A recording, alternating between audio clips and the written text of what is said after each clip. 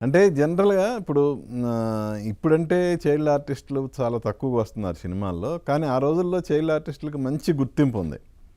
So, మీరే గాదు ఆ! మీకు పోటీగా అటు రోజారమణ గారు గానీ, శ్రీదేవి గారు గానీ, డాలీ గానీ ఇలా నంబర్ ఆఫ్ ఆర్టిస్టులు, ఉంది. చైల్డ్ ఆర్టిస్టులు అందుబాటులో ఉండేవాళ్ళు. అంటే నేననేది ఓన్లీ ఫీమేల్ చెప్తున్నా. మేల్ గూడా చాలామంది ఉన్నారు.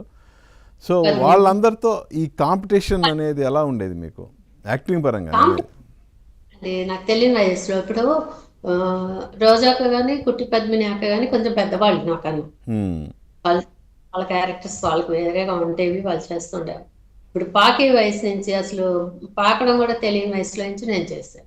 ఓకే. అక్క వాళ్ళు ఇయర్స్ నుంచి చేస్తామని చెప్పారు అక్క వాళ్ళు. హ్మ్. నేనంటే వయసులో నుంచి చేశాను కాబట్టి నాకు ఆ లైటింగ్ ఏంటి, మేకప్ ఏంటి అనేది ఏం తెలియదు. ఓకే. అదే వాళ్ళు కూడా అదే అంటారు, నీకు ఎట్లా తెలిసే ఇట్లా చూడు ఇలా చూస్తావు, హ్మ్. హీరోయిన్ ఇలా ఆవిడతో ఎట్లా ఇలా ఇలా అంటావు అని చెప్పి అలా ఉండేది. హ్మ్. కాంపిటీషన్ ఉండేవి, వాళ్ళకు ఉండేవండి. No competition. హ్మ్. అట్లా మాకు మేము ఆ సినిమాలో మేము చేసేవాళ్ళం అట్లా అంతే ఏం లేదు. ఎవరికి ఈ క్యారెక్టర్ ఈ అమ్మాయి చేయగలదు అన్నప్పుడు ఆ క్యారెక్టర్ ఇది వచ్చు. ఇప్పుడు నేను హ్మ్. బడిపంతుల్లో నన్ను తీసుకోవచ్చు కదా, లేదు కానీ శ్రీదేవి కరెక్ట్ ఉంటుంది అమ్మాయి అని చెప్పి అలా అలా ఉంటుంది. కానీ ఆ రోజుల్లో కాంపిటీషన్స్ ఏం లేవు హ్మ్. Child artist.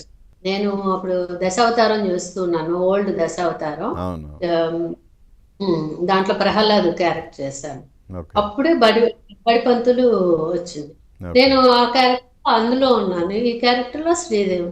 సో నేను తమిళనాడులోకి వెళ్తే ఇప్పటికీ నన్ను గుర్తుపడతారు. హ్మ్. ఆంధ్రాలో కన్నా నన్ను తమిళనాడుకి వెళ్తే అందరూ ఆల్మోస్ట్ అందరూ బేబీ రాణి నేను వెళ్ళాను మన హ్మ్. జయమాలి గారి వెళ్తే వాళ్ళ చుట్టాలు అందరూ మీరు బేబీ రాణి కదా అని చెప్పేసి నాతో మాట్లాడుతుంటే ఎంత ఆనందం ఇస్తుంది. హ్మ్. కన్నే పాప అనే అక్కడ అంతా ఓకే. భలే పాప, కన్నే పాప అనమాట. హ్మ్. హ్మ్. అవును. దానికి తమిళనాడు స్టేట్ అవార్డ్ గూడా వచ్చింది గదా! వచ్చింది. కరుణానిధి గారి దగ్గర తీసుకున్నాను. ఆయన దగ్గర తీసుకున్నా. హ్మ్. భలే పాపలో నీలం సంజీవి రెడ్డి గారి దగ్గర ఫిల్మ్‌ఫేర్ అవార్డ్ హైదరాబాద్‌లో తీసుకున్నా. ఓకే. సో, ఇవన్నీ ఇది స్వీట్ ఫిలిం మెమరీస్.